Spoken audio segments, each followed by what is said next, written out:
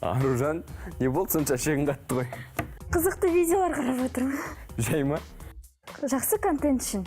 Иә, бағдарлама көрермендерді қызықтыру үшін контенті жақсы болу керек. Онда мен нағашым бар ғой, контенті өте қызықты. Ол кісі телеарнада жұмыс істей ма?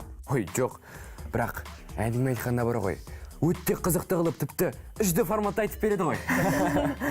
Жарайды, енді көп созбай бағдарламамызды бастайық. Сәлем, эфирде контент. Қызықты рубрикалар, қажетті ақпараттар және көңілді ойындар. Бұның барлығы біздің бағдарламада. Және эфир жүргізушілері мен Ақылды Аружан. Романтичный Рамазан. Және красавчик Қасиетәлі. Нижний пробел, Волк, нижний пробел, С, нижний пробел, Астана. Жазыламыз. Сен өзіңді таныстырғанда үнемі осылай таныстырасың ба? Әрине, қыздар менің инста парақшама жазылсын, фото, видеоларыма лайк басын дегенім ғой. Немесе мен іздеген қыздар бар болса, хэштег красавчик Қасиетәлі деп тауып алуға болады. Брат, менің ойымша мына сен айтып тұрған хэштег, мештегтерді үлкендер көп түсінермейді ғой деймін. Мына не деп жатыр екен деп көздері бақырай отырған шығар. Сен негіз дұрыс айтасың. Өйткені өткенде мен үйден шығып бара жатып, аяқ киімді киіп болғаннан кейін әкемен селфи таяқшамды алып берші десем, әкем менің атамның таяғын әкеп бергені бар ма? Ендеше ата әжелерімізбен мама папаларымызды жастардың кей терминдерімен таныстырайық та? Давай.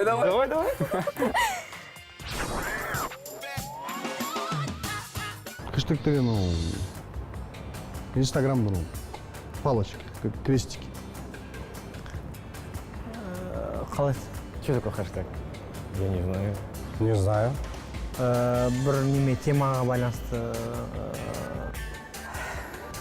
Хэштег, иә, ол решетка сияқты мағынада көрсетіледі. Например, солай сен көп нәрсеге таратып көрсетесің, мысалы, көп адамдарға. Вайн, ну это там чуваки какие-то бегают, там на сотовый свой снимают. Как? Вайнер. Вайнер? А, Вайнер это комик. А Вайн? Вайн? Ну, тоже, наверное, что-то связано с комиком, или нет? Тоже не знаю. Вайн деген хайп, хит дейміз. А? Вайн деген ол қысқа да ролик сияқты приколдар. Ну это умники какие-то что-то придумывают. Из бутылок что-то там режут. Приборы. Лайфхак. істейді ғой, өзі қарт адам болып анандай өзін-өзі көрсетіп, сондай нені ашып жібереді. Ну, это... Я не знаю. Как это называется? Лайфхак деген оңтайлы әдіс. Ну, тоже видео, связанное с этим. Лайфхак ол өз қолмен жасап істеу нәрсені. Да, типа очумелых ручек, скажем так. Лайфхак? Жоқ, оны білмеймін. Я не знаю, что такое. Отзыв, да, можно сказать, так или как? Ол бір нәрсе шешетін нәрсе ма? Оны мен білмейді екенмін. Перепост публикации. Ой, репорт деген білмеймін оның не екенін. Что-то знакомое. Но не могу вспомнить. Біреуден алып өзіне қою көрсету, мысалы. Это где-то там что-то создаешь и свой пароль там делаешь. Аккаунт знаю. Ну, твой личный аккаунт это как...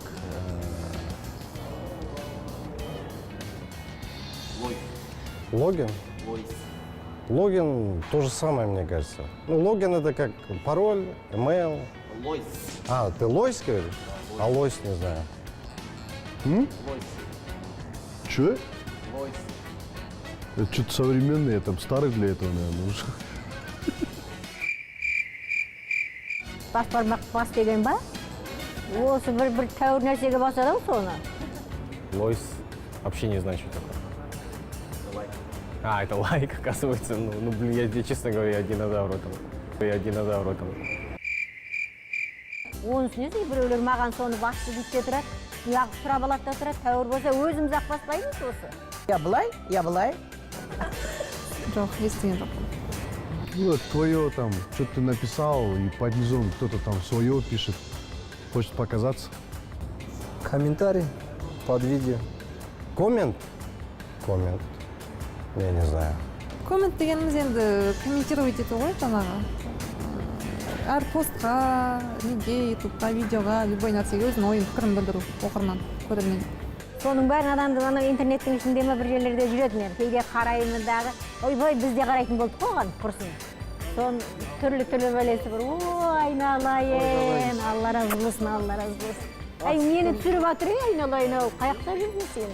Коммент деген, например, саған ұнаған нәрсеге, мысалы, видеоға или фотоға болсын, өзімді пікірімді қалдыру. Комментарий қалдыру, пікірімді. Болды ма? Рахмет. Рамазан, не болды? Терең ойға түсіп кеттің ғой? Иә, қандай кітап оқысам екен деп басым қатып отыр. Сен негізі кітап тыңдап емес, оқың келмей басын қатып отырған сияқты ғой, Иә, ол да бар, бірақ мен негізі бос уақытымда музыка тыңдаған ұнатамын, наушник тағып алып. Бірақ анам үнемі айтады маған: Жармек, бос уақытында кітап оқы дейді. Онда мен саған бұның бір шешімін айтайын, достым. Сен соншалықты еріншек болсаң, мына телефоныңа бар ғой? Иә. Аудио кітап деген нәрсе бар. Соны жазып ал да, наушник салып қойып тыңдап жүре берсе болды. Иә, қандай ақылдысың, Мен соған мойын жетпеген ғой, сен болмасаң. Ай, әзіл қойлар, қойыңдаршы осы сендер. Негізі, былай қарап тұрсаң, кез келген проблеманың шешімін табуға болады.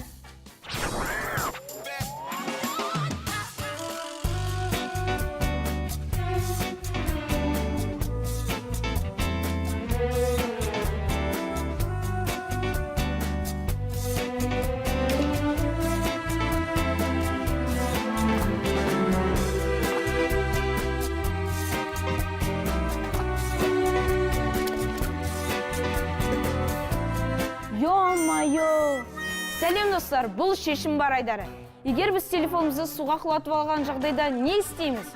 Біріншіден, телефонымызды судан шығарып аламыз әрине.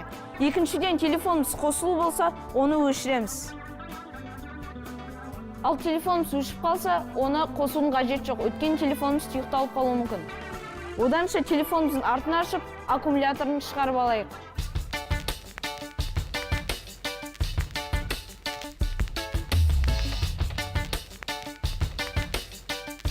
Кейбір пысықтар телефонда фенмен кеп тұру керек, немесе күрішке салып қою керек дейді. Олай етуге болмайды, бро. Егер телефонды фенмен кеп тұрсен, телефон қызып, жарылып кетуі мүмкін. Ал күріш ұнтақтарынан техника жеріп қалады. Ең дұрысы, бөлшектелген телефонды құрғақ шүберекпен дұрыстап тұрып сүртіп аламыз. Сосын оны құрғақ жерге шамамен 9-10 сағатқа қойып қою керек.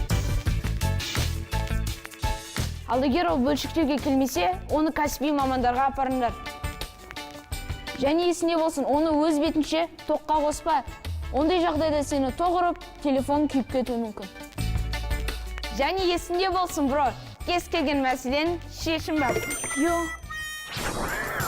Негізі қызық болды, Бексұлтан проблеманы шешудің жолын айтудай айтты ғой. Бірақ соңында телефонын қайта суға құлатып алғаны қалай болды? Иә, әзіл күлкі витамин дейді ғой. Сол сияқты бүгін біз сол витаминге қарық болатын сияқтымыз. Өйткені бүгінгі біздің студиямыздың қонағы сол саладан.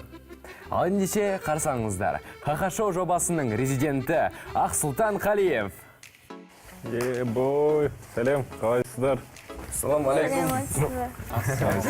Қалайсыз? Жақсы, рахмет. Қош келдіңіз аға. Қалыңыз қалай? Аға деп демей қойыңдаршы енді. Жарайды, жақсы бәрі. Қалай айтайын енді? Білмеймін, бро, жібер, білмеймін. Бро, неге Ха-Ха-Шоу? Білмеймін, енді онда ешқандай ой болған жоқ. Ол кезде мүмкін 4 жыл бұрын керемет бір философиялық ой болған жоқ. Сондықтан Ха-Ха-Шоу деп, как болды, Ха-Ха-Шоу. Солай болып қалды. Негізі осы бүкіл вайнерлар, бургер, донерларын ашып атады да? Сізде осындай жоспар бар ма ашу? Жоспар бар, белгілі бір продуктқа өту деген, бірақ донер, бургер емес шығар. Мен барып жеймін обязательно. Инстаграм парақшасында жарнама жасаусын қанша сұрайсыз? Қанша сұрайсың дейсің ба? Кемінде 350 мыңнан бастады. Саған. Ол неге байланысты? Ол көңіл күйге байланысты. Қанша подписчигіңіз бар? Менде өзім жеке парақшамда ма, әлде Ха-Ха-Шоуда ма? Жеке. Жеке? Сөйлесе алыңдар, ja? Ха-Ха-Шоуда. Ха-Ха-Шоуда 800 мыңдай, өзімде 120 мың. Менде 800. Көшеде танып сізбен фотоға түсетіндер бар ма? Я бар. Және сендер түстіңдер ғой эфир басталмай тұр. Вайн түсірудің алдында сценарийді кім жазады? Өзім жазамын. Өзім жазамыз балармен. Егер болашақта бізден бағдарлама жүргізуге ұсыныс айтсақ қалай қарайсыз? Ойланамын.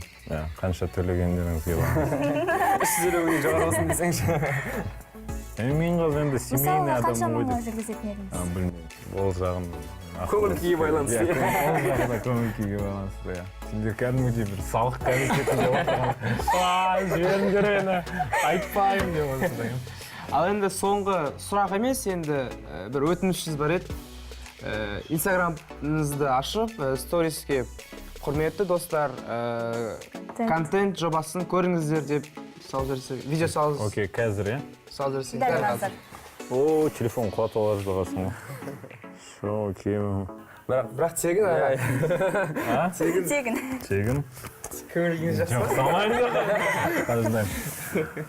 Құрметті достар, мен қазір контент деген бағдарламада қонақта отырмын. Кішкентай өзімнің бауыр қарындастарыммен Евразия арнасында жақында болады. Барлықтарыңызды көруге шақырамын. Айтсаңыздаршы енді бірдеңе деп сөйлеп. Жазылыңыздар, Волк дейді. Құрметті достар, мен қазір. Окей. Жазылыңыздар, Волк дейді. сұхбатыңызға рахмет. Рахмет келгендеріңе. Біздің сізге сұрақ қойып қинамайық. Біздің ойынымыз бар әлі. Окей. Соған көшсек.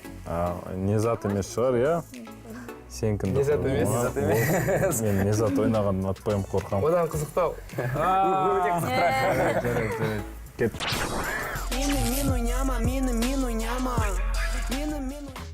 Ақсұлтан аға, осы сіздің инста парақшаңыздағы вайндерге қарағанда, сіздің дикцияңыздың четкий екені байқалады да. Окей. Сол енді менімен бір минутқа сөз оқып жарысып жіберуге қалай қарайсыз?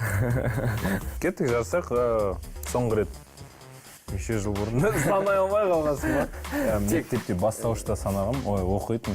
Бүйтіп оқыған кезде бір жолдарын тыста кетіп, апай көбірек санау жіберсін деп. Көрек енді. Қазір итоге болмайды енді. Бірақ ол үшін бізге чупа-чупс керек. Окей. Не үшін екенін біліп тұрған шығарсыз? Түсініп жатырмын не үшін. Түсіндіңіз ба? Иә. Түсінсеңіз бәріңіз екі ұртыңызға тығып алыңыз.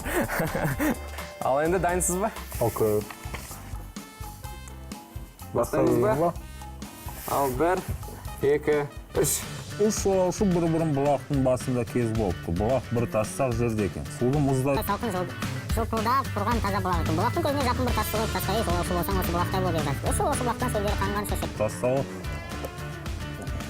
Жағуға қойды. Ла-ла-ла-ла-ла-ла. Сонда бір жолаушыды бұлақ қоя. Бұлақ түні тынбай ағып алыс жерлерге барады. Бара-бара кеңейіп үлкейеді. Бұған бөтен бұлақ қойып үлкен өзен болады. Мұнандай ғибат алға. 20 секунд қалды аға. Ада қызмет қыл. Ешқашан жалқаулығын тоқтыға қалма. Сөйтсең ақырында мұратыңа жетесің дегені деп білем деді. 5, 4, 3, 2, уақыт! Болған сияқтымыз. Ал енді менің кезегім. Таймер сіздікі. Бұл да уақыт қой. Ал кеттік. Сен күнде өсіп жүретін сияқтысың ғой. Ал кеттік. 3 жолаушы бір бұлақтың басында кез болыпты. Бұлақ бір тастақ жерде екен. Суы мұздай салқын жылпылдап тұрған таза бұлақ екен. Бұлақтың көзіне жақын бір тасты қойыл, тасқа ей жолаушы. Болсаң осы бұлақтай ол. Апса керек. Жарайды, деп жазыпты. 3 жолаушы бұлақтың шөлдері қанғанша ішеді. Тастағы жазушы көздертеді. Сонда бір жолаушы тұрып бай дейді. Бұлақ күні тынбай ағып, алыс жерге барады, бара-бара кеңейіп үлкейеді. Бұған бүтін бұлақтарды қойып, үлкен өзен болады. Мынандай ғибрат алуға болады. Адал қызмет қыл ешқашан жалқауланып тоқталып қалмас. Сөйтсең, ақырында мұратыңа жетесің деп білем деді. Екінші жолаушы жоқ, мен олай ойламаймын дейді. Бұл жазылудың мағынасы сіз ойлағаннан гөрі тереңірек соқса керек. Бұл бұлақ күн-күнге болса да Болды, бітті уақыт. Уақыт. Крупняктың түрін алғанымыз, прикольно. Ничего, күшті түрін. Ой, уақыт өтті ғой. Ал енді кім қанша сөз оққан санайық? Сен менен көп оқып қойдың. Мен даярға келіп тоқтадым. Мен даярға дейін 1, 2, 3, 4, 5, 6, 7, 8, 9, 10. Өзіңіз санай бересіз, өзім санай берем. 15 сөз жетпей қалдым, сен менен 15 сөзге көп оқыдың. 15 сөзге көп оқып қойдым. Жарайды, достар жені дейік енді. Сұлтан аға, қонақ болғаныңызға сізге үлкен мыңда бұл алғыс. Мында бұл әлі чупа-чупс алдында тұрған. Мыңда бір алғыс. Бірақ келесі мәрте дұрыстап ойнап көріңіз енді. Десең, ойнап айтам. Окей. Жақсы, көп рахмет. Сау болыңыздар. Кешірейме, ана жаққа қарай.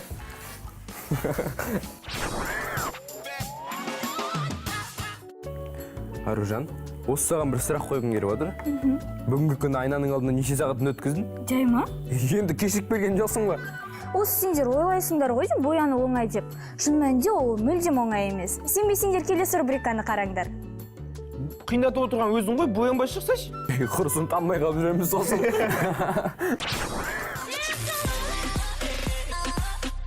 Бәріңе сәлем, менің атым Сая, және бүгін менің құрбымның туған күні. Сол құрбымның туған күніне орай мен бетіме макияж жасаймын. Ал ең алдымен бірінші біз шашымызды жинап аламыз. Ол үшін жай дулька жасай салу болады. Ой, яғни хвостик. Хвостик жасап болғаннан кейін енді біз бетімізді ылғалдандырамыз. Ол үшін біз арнайы крем қолданамыз база ретінде. Кремді біз бетімізге массаж жасау арқылы жағуымызға болады. Сол кезде крем тезірек сіңеді. Келесі біз қолданатынымыз ол тоналка. Тоналканы қолданбас бұрын спонжикті арнайы ылғалдандырып аламыз. Сол кезде біздің бетімізге тоналка жақсы жағылады. Және құрғақ болмайды бетіміз күні бойы. Сосын тоналка күні бойы бетімізде жақсы ұсталып тұрады. Енді біз тени жағамыз. Тени үшін біз бірінші ақшыл бояймыз. Осылай. Келесісі біз жағатымыз сәл қаралау. Біз де бұны осылай жағамыз. Екінші көзіміз. Енді қоңыр түспен бояймыз. Сонда біздің көзіміз, яғни выразительный дейді ғой, орысша айтқанда, ашық және үлкен болып көрінеді. Көзімізді бояп болды. Келесі біздің жағатымыз бұл контуринг. Ол үшін біз мынандай контур аламыз да. Мен жақсы көретін мына контурды былай істеп кисточкаға толтырамыз. Қатты жаңағы яғни контурингті қатты былай істеудің қажеті жоқ. Жай білдірсем болды. Келесі біздің жағатымыз бұл румяна. Румяны мен өте жақсы көрем. Себебі біздің бетімізге сияние, свежесть береді. Бұны біз мына жерге бетіміздің кілемізде осылай жағамыз. Сол кезде жақсырақ көрінеді. Келесі біз туш қолданамыз. Мынандай туш қолданамын. Және мен кірпіктерімді жақсы көрем. Себебі менің ойымша бұл мен үшін менің кірпіктерім ұзын және әдемі. Және бұны зажиммен қысудың қажеті жоқ. Яғни менің кірпіктерім онсыз да әдемі болады. Келесі ең соңғы қалған бізде бұл помада. Помаданы мен қатты ашық түсті бояғым келмейді. Мен ондай түстер жақсы көрмеймін. Сондықтан мынандай кәдімгі түспен бояймыз.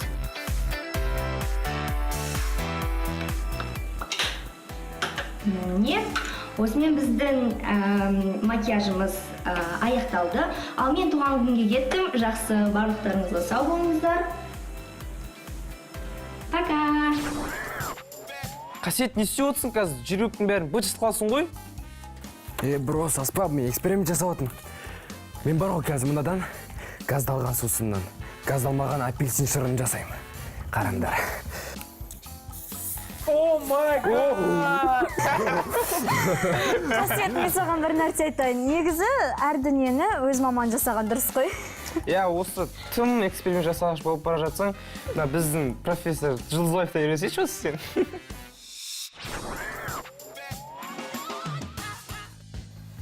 Ассалаумалейкум достар, өздерің көріп тұрғандай, біз химиялық киімдерді көріп тұрғандай, химиялық зертханада тұрғандай, химиялық зертхананы жасаймыз. Қазір менің қасымда 2 көмекшім бар.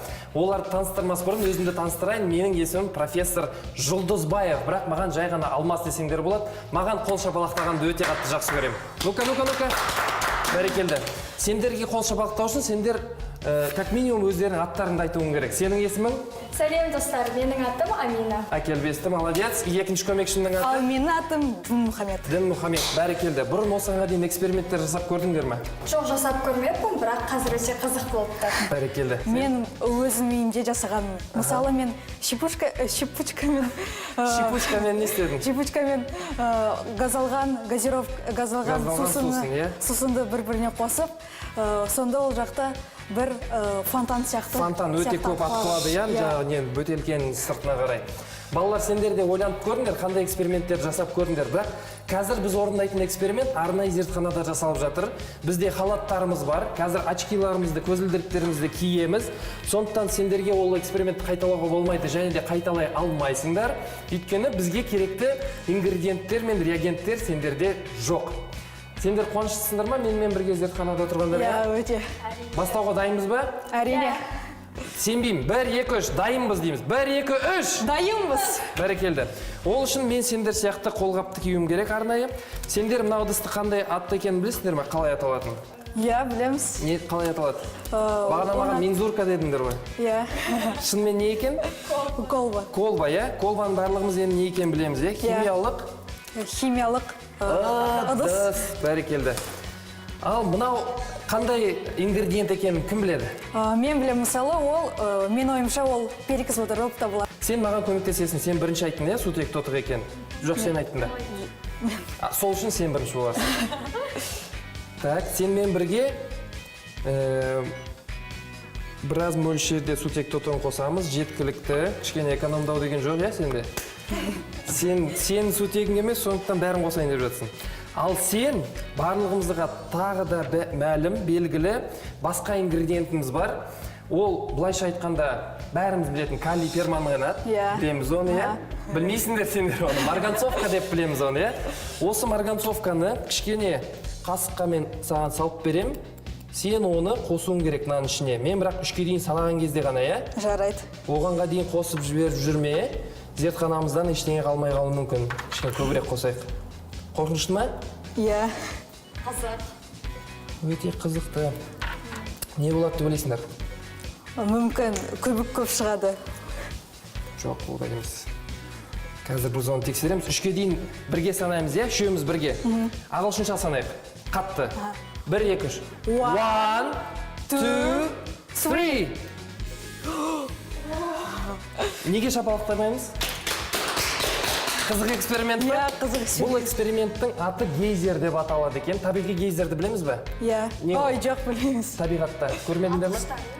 Жер астынан өте көп мөлшерде ыстық су мен бу атқылайды екен. Ол өйткені қысым жоғары жердің астында, және де жер қыртыстары пайда болған кезде сол жерден шығады екен. Біз қалай істедік бұл экспериментті? Калий перманганаты және сутек тотығы екеуі қосылғанда өте көп мөлшерде жылу бөлінеді. Бірақ біздің колбамыздың ұшы кішкентай болғаннан кейін қайда шығатынын білмейді ғой. Сондықтан үстіге қарай атқылайды екен да, гейзерге ұқсайды. Онда біз көрермендерімізбен қоштасайық. Бірге. Ал, сау болыңдар, келесі кездескенше.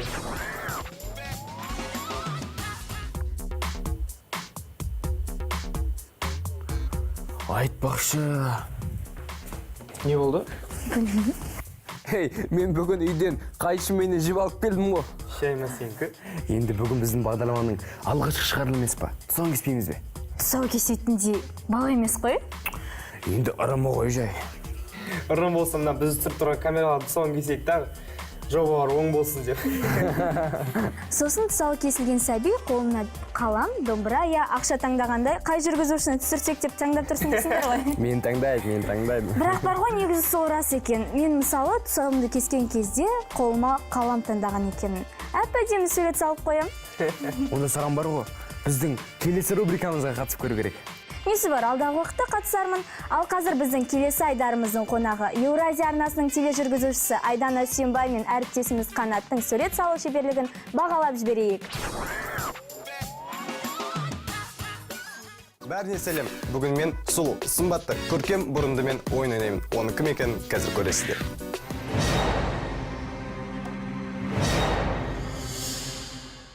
Сәлем Айдана. Сәлем Қанат. Қалайсың? Тамаша, өзің? Жақсы. Мен сен кеше эфирден көрдім ғой. Сен өзіңе слишком сенімдісің ғой. Иә, сондаймын мен. Біз қазір ойын ойнаймыз. Ол ойынның шарттары 60 секундтың ішінде 3 сұрақ қоямын саған. Сен сол сұрақтардың жауаптарын мына ақ қағаздың бетіне түсіру керексің. Түсінікті ма? Бірақ менің саған ұсынысым бар. Осы ойынды мен бастаймын, маған түсінікті болу үшін. Жарайды. Онда ендеше өзің тексерейін. Кеттік. 1 минуттың ішінде алғашқы сұрақ. Өмірде неден қорқасың?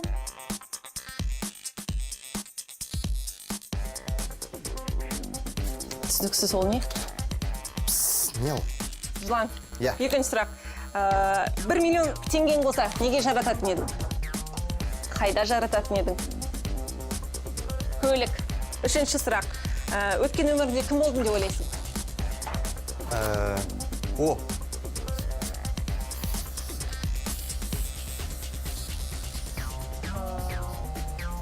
Қарға. Құс. Я, дұрыс. Құс. Енді именно. Кран, бүркіт. Дәл солай. Тамаша, бар жоғы 34 секундтың ішіне жауап бердің. Мен ғой енді. Сіздің ойыңызша ең қызықты мамандық? Ең қызықты мамандық.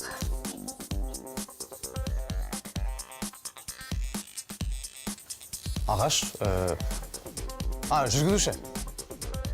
Басқаша, қалай болады? 2 hours later. Караоке, әнші. Жоқ. Ағаш. Сен әдейі істеп жатқан сияқтысың, мен ұтылып қалу үшін. Сіз тележүргізуші.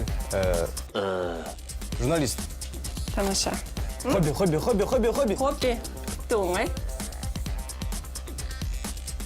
Кітап оқу. Келесі сұрақ. Мен молодец болу. Сен ең жақсы көретін аяқ киімің? Аяқ киімім ең жақсы көретін.